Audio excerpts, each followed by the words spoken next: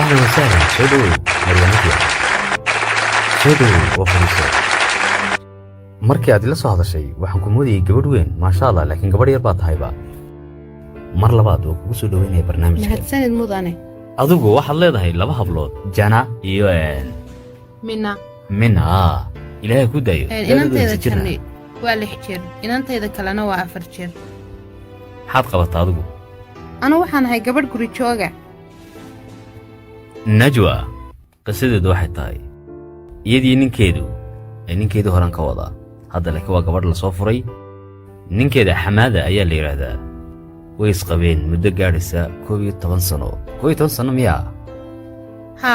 12 sano 12 sano ayay isqabeen ninkeeda Xamaada wuxuu ku maqnaa wadamada Carabta gaar ahaan Imaaraadka xaggaas aanu ka shaqeynay iyaduna wadanka Masar ayay ku nooleen guri ayay iibsatay iyo dahab iyo waxyaalo kale fara badan lacagtaas oo dhan waxa soo diri jiray ninkeeda Xamaada oo ku soo daalay kuna soo dhididay oo dalka dibadiisa ku noolaa kadib 12 sano kadib ninkeedii wuxuu ku soo noqday wadankii Masar ehelkoodu waxay ku yiraahdeen gabadhaadii waxay ka dalbatay furniin maxay ahayd sababtay u dalbatay furniinka waxa la weydiiyay maxaad isku furaysaan ma dagaal baa dhex maray labadiina Najwa wax jawaab ma soo gudbin bax way dhaaf Petri albaabkaana ka soo xiratay guriga sababtoo ah iyada ay magaceeda isku qortay ninkii waa iskaga tagay kadib arinkii jaarkii ayaa soo dhex galay waxaan isku dayeen inay bal arinkan dhexdhexaadiyaan oo arinkay dejiyaan Najwa waxa isku dayday gurigeena iibiso waana iibisay dhaqaale badanna way ka sameysay muddo kadib way xanuunsatay waxay hanti lahaydna waxay ku baabaaday daweynta xanuunkeeda haddaba dib ayay u soo noqotay waxaanay rabtaa inay ninkeedii isku soo noqdaan iyo ubadkeedii aanay 3 sano arag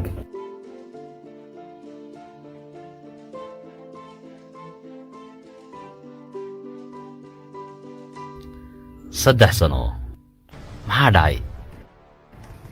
aniga isaga dibaataa naga dhex dhacad sabab ma u rabtaa in isku soo noqotaan ninkaagu ma waxaad weydiinaysaa sababtaan u rabaa inaan soo noqdo anigu ninkayga waan jecelahay iyo ubadkaygaba oo miyaad jeceshayna 3 sano aad kala maqneedeen maxaad qabatay markaa ma garanayo anaga shaydaan baa naga dhex shaqeeyay adigu maxaad heerka ula soo gaadhay ninkaaga si maxaad sababay inaad dalbato furniinka sabab ma aniga jaarkayga ayaa warariga keenay isaga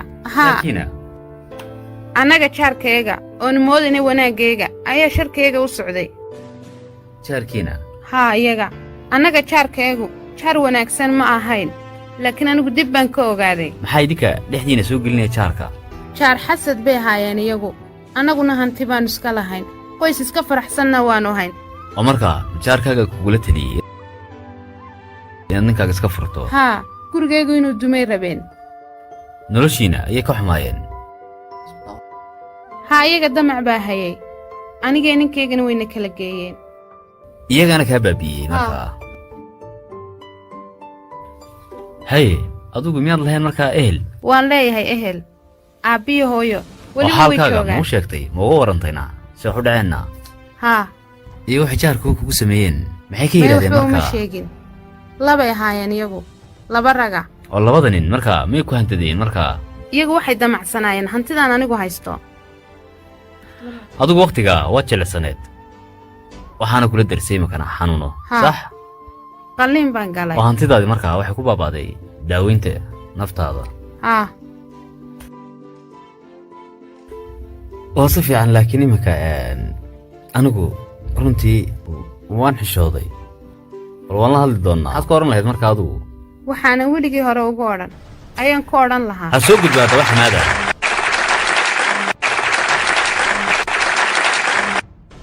Xamaada soo dhow Xamaada wandhawahay mudane Georgio oo kugu soo dhaweynaya barnaamijkan yoran aduu seetahay Xamaada alxamdulillah aad baan u fiicanahay ma sha Allah xaaladaada guud iyo noloshaadaba dhamaanba way ku fiican yihiin Soomaa waxa laga yaabaa barnaamijkan inaad isweydiinayso muxuu yahay ma arrimo siyaasadeed lagaga hadlayaa laakiin ma aha barnaamij siyaasad lagaga hadlayo iga waran shaqadaadu aad u fiican shaqa fiican baan haysaa Masar waad ku soo noqotay mise weli Masar baan deganahay Masar baan joogaa imika hadda Masar maxaad ka qabataana iminka Masar waxaan ku leeyahay dukaan weyn oo dharka ragga lagu iibiyo keliga miyaa le maya keligii malihi anigii waalidkayba waalidkaa waa fiican yihiin soo ma way fiican yihiin aad bay fiican yihiin noloshaadu waa maasha allah yani reerkaaga way fiican oo yihiin kale horaan laakiin dee reer u lahaa anigu iminka reer malihi oo hadda reer ma lihid miyaa wax caruura miyaad waan leedahay leeyahay 2 hablood midna waa 6 jir midna waa 4 jir miyaad aragtaa nabadkaaga markaa anaaba haysta ubadkaygii way ila joogaan way kula joogaan labadooda hablood waan gartay waxaa laga yaabaa inaad isweydiinayso sababtan xaggan aan kuugu yeedhay haa waan isweydiinayaa anigu marka hore aad baan kaaga mahad celinayaa waxaan anugu kuugu yeedhay aniga ma ahayn balse laakiin qof ayaa erge ii soo dirtay inaan adiga bartan kuugu yeedho ma doonaysa inaad ogaato shaashaddaa ka eeg haddaba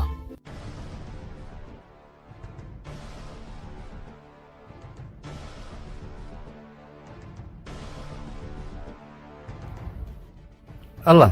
waa tuma matan aad igu yeedheen tan haddaan moodaya wallahi inaanad imaadeen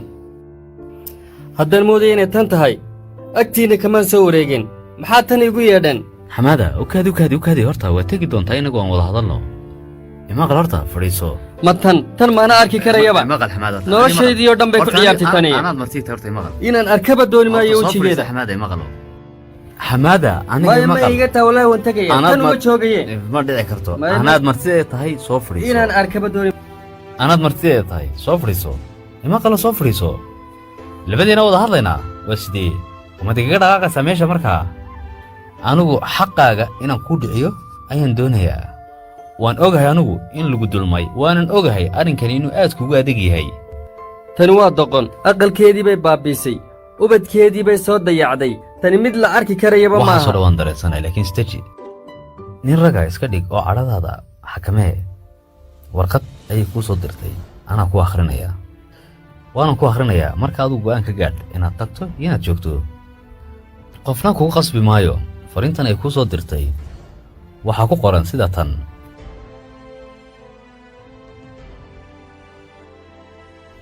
carruurtayda aabbahoodow shaydaan ayaa inaga kala dhex shaqeeyey nolol kale ii dhalaaliyey indhahana iga tiray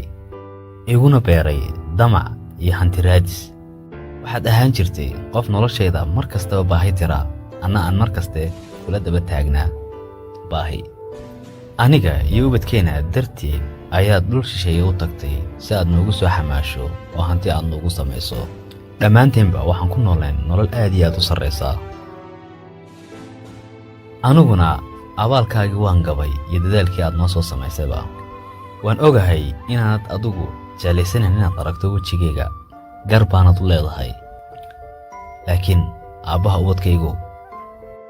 dhibaatadii iyo dhabarjabkii aan ku geystayna ilaahay waa igu abaalmariyey aniga wixii dunyo aan kaa tabcadayna way iga baaba'een badanaana waxay ku baxday caafimaadkaygii iyo wax kaloo laga khiyaameeyey aniga naftarkaygaba waan khaldanahay ubadkayga aabbahoodow xaqaagii ayaan ku ciyaaray weligii noloshaydana waxba adiga agtaada kamaan waayin waan ogahay inaan anigu khaldamay oo wanaaggii iyo dadaalkadii samaynaysayba aan xumaan kuugu beddelay waxaan ballan kuugu qaadayaa haddii aad fursad labaad i siiso xafidi doonana gurigayga iyo owlaaddayda iyo ninkaygaba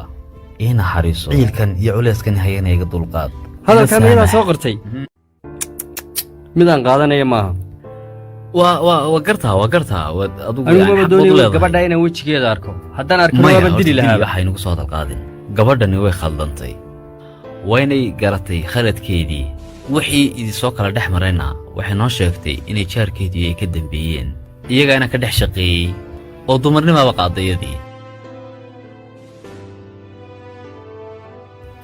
11 sanaan wada noolayn waan ogahay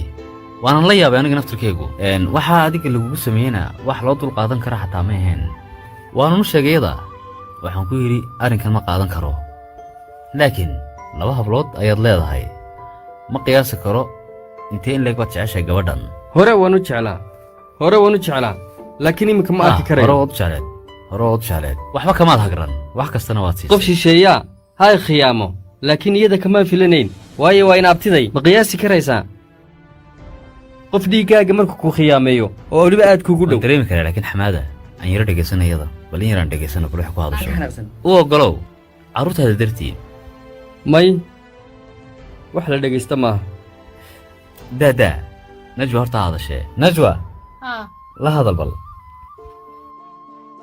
waan ku jeclahay xamaada codkaaga kor u qaad najwa si fiican maqli mayne anigu weliba waxaan kaa raali gelinayaa wax kastoon kugu sameeyey dadkan hortooda weliba fiicnaan lahaydaa inaynu dib isugu soo laabanno ubadkeenna dartood waa run anigu aad baan kuu jecelahay waa iska hadal waxani waan ku baryayaa walaale iska hadal waxani aniga iska kii cafi wixii qaladan kaa galay aadmi aan khaldamin ma jiraana waa runtaa ma jiro la hadal oo u sheeg oo haddaad doonto ku dheh hadalkaagani ma baqancinayo been baad ii sheegaysaa la hadal yada ku dheh haddaad doonto been baad ii sheegaysaa maanta anuu been sheegi maayo maanta ku rumaysan maayo inagu markaan isjeclayn waan isrumaysan jirnay taasi mar hore ahayd waa laga soo gudbay may anigu weli waan ku jeclahay ima jecelid qofna qofuu jecel yahay waxaad samaysoo kale kuma sameeyo lagama yaabo maya aniga waxaad igu samaysay wax xun buu ahaa ilaahay qof waxaasoo kale kugu sameeya kumaba tuso aad baan uga xumahay hadal najwa ha aamusin soo ma doonaysid ninkan inaad iscafisaan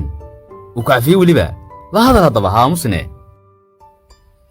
aniga jaar xun baa i helay iyo shayddaan iyagaas u kay garabsaday iminkana jaarku wax kuu qabtaan hora jaarkii u tag waan ku baryayaa xamaada haddaan moodayo inaad halkan adigu joogto ood igu sugayso mabaan imaadeenba carruurta aynu dhalnay dartood aniga igu cafi walaal maya anigu ku cafin maayo gabadhan hadda agtaada wax qiimale kama le miyaa oo dareen uma qabtid miyaa hadalladeeda wax dareena kumay gelin miyaa horey hadalladeedu dareennii gelin jireen markaad hablahaaga ad aragto hooyadood ma ka fikirtaana haa waan ka fekeraa carruurtaada ma u oggolata hooyadood inay la kulmaan maya hooyadood idaa aqalkoodii dumisay sidee bay aqalkeedu u dumisaynaa sheeko dumar ayay khaldantay. dhegaysatay markay dhegaysatayna gurigoodii ayay ku dumisay war gabadh way khaldantay khaladkeediina way ka soo noqotay wayna qiratay wixii gef ay kaa gashay adiga wayna la murugaysan tahay dhibkii iyo khaladkii adiga ay kaa gashay waa insaan qofka insaanka waa khaldami karaa wayna qiratay inay khaldantay ee gef kaa gashay waana ka qoomamaynaysaa wakhtigan la joogo ubadkiinnuna xaq bay u leeyihin inay helaan aabbe iyo hooyaba insaan bay nahay iyadu maanta way waan qoomamaynaysaa arkaya laakiin anigu danka ma lihi iminka garan maayo sidaan yeeli lahaana mid aan ku weyddiiye adiga ma kula tahay inuu xidhiidhkiinii mar labaad uu soo noqon karo inaad mar labaad gurigiinnii ku noqotaan ma dhici karta arrinkaasi maya wax dhici kara maaha marka hore hantideedii ha ii soo celiso lacagtii ay iga qaadatay oo halkay ka keentaana miyaanay kuu sheegin in hantidii dhan ka baaba'day inay gashay qalliin oo isku daaweysay qaarna laga dhacay weliba lacagtii markii hore waxba may xasuusan markii ay xanuunsatay ayay ilaahay xasuusatay miyaa qof walba khaladkiisa mar unbuu ka soo noqdaa iyada markii ay dhibkani ku dhacay ee xanuunsatay ayay ogaatay dee inay dembi gashay soo saas maana jawaaye haa waa haye sidaa bal adigu u sheeg haddaba la hadal adigu la hadal waa kan xamaade fursaddii u dambaysa aniga qof isii shisheeye waan cafin lahaa laakiin adiga lagama yaabo inaan ku cafiyo bees arrintu way caddahay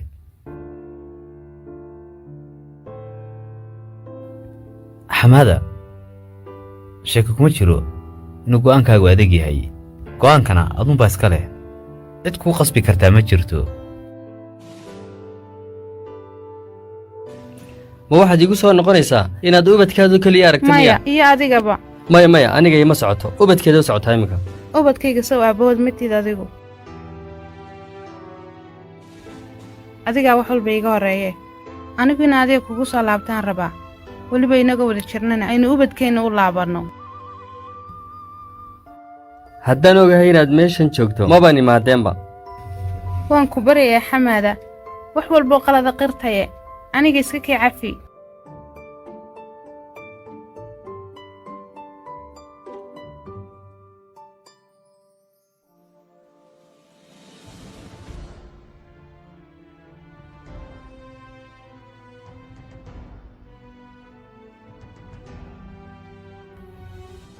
intaan ka badan xamaada anagu kuma dhibi karno waanan dareennay wax kastana soo dhacna waa arkaynaa gefkii ka gashay waa cad yahay khaladaadkii kugu samaysay dhanna wuxuu dhan waa wada cad yihiin oo wada ognahay ujeeddada hadda kaa leedahayna waa mid cad inaan kala ogaanuun inaad saamaxayso iyo in kale ma nagu doonaynaa go'aankeedana adunbaa iska leh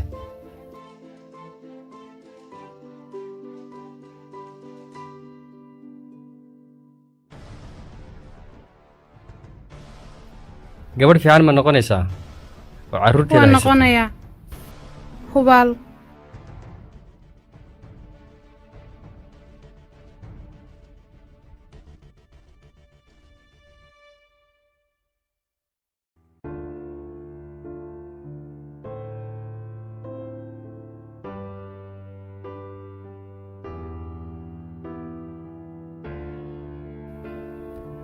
go'aanka adiga iska leh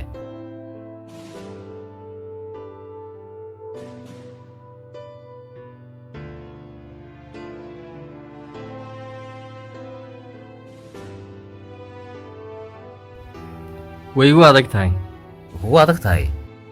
bes haddaba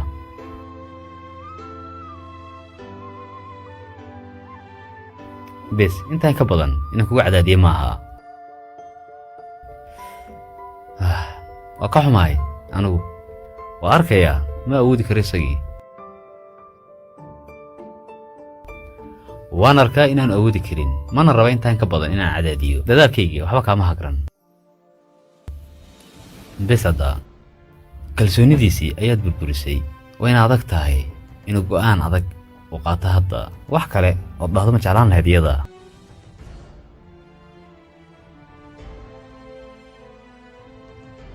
xamaada walaal fursaddii u dambaysoo nisii weliba jannaya mina dartood igu sii laakiin waxaad ogaataa joorji dartii ayaan kugu cafiyey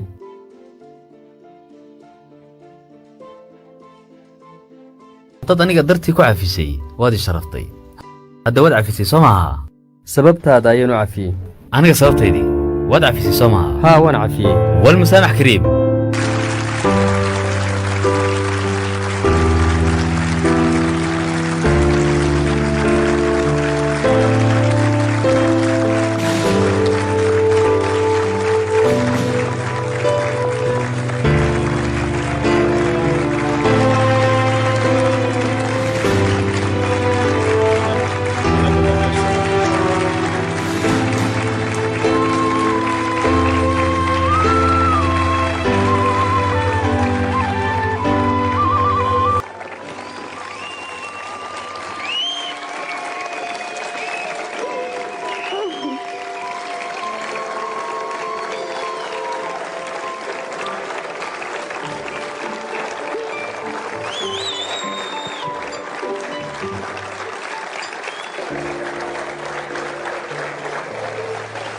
hadhow toole sheekada ka dhigta haddaba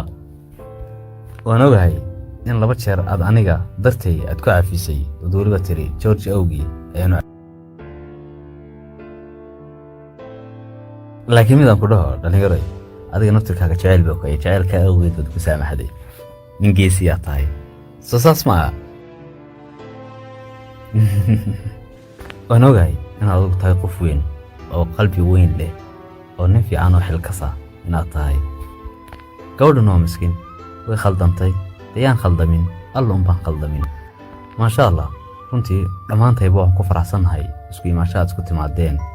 oo isku soo ururseen qoyskiinii oo dib aad u yegleysaan mustaqbalkiina cusub oo noloshana mid ka noqotaan oo ayaamihii aad ka soo gudubteenna